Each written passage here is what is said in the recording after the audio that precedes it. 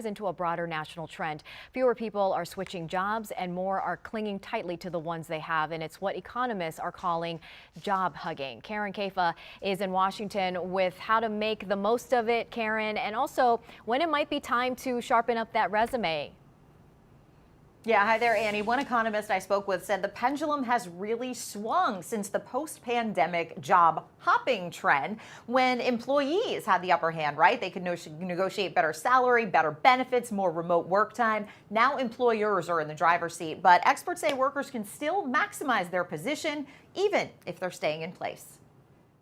The post-pandemic hiring boom meant workers could hop between opportunities that offered the best benefits and flexibility. But the slowing labor market has given way to a new trend, job hugging. Job hugging, as the title suggests, implies that folks out here are really clinging on to their jobs right now, even if they are only somewhat satisfied or even unsatisfied with their job. The sharp turn leaving many workers unhappy. They experienced this job market where they had more power, they had more ability to find a new job, to get a raise. And so the whiplash that workers are feeling is part of the reason that I think workers are so sour on the current job market. Sam DeMace, career expert at ZipRecruiter, says job hugging doesn't have to be a negative. DeMace says workers may not have success in jumping to positions outside of their current company, but can build new skills on the inside.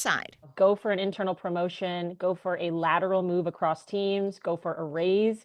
Now is the time to do that internally because companies are investing in that internal movement and that internal upward mobility. And during times of economic uncertainty, Glassdoor chief economist Daniel Zhao says even workers who make the most of staying put should stay a step ahead in case layoffs strike. Prioritize your short-term health, right? So financial security, career, thinking about trying to get your network warmed up so that you can find a job if you are affected. And speaking to that kind of stagnant labor market right now, the unemployment rate remains actually relatively low. The last reading from the Bureau of Labor Statistics came in at 4.3%, meaning that employers may not be hiring, but they're also not really firing. Annie? Okay, that's a bit of promising news. I also want to ask you this. In this uncertain time, are employers doing anything to make sure that workers who are staying in a role longer than planned don't feel stuck?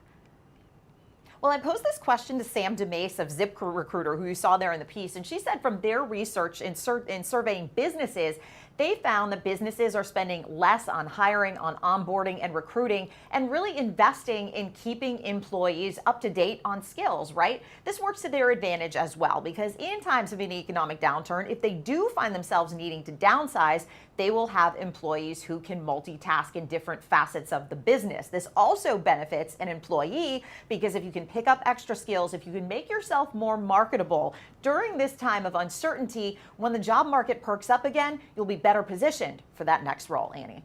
All right.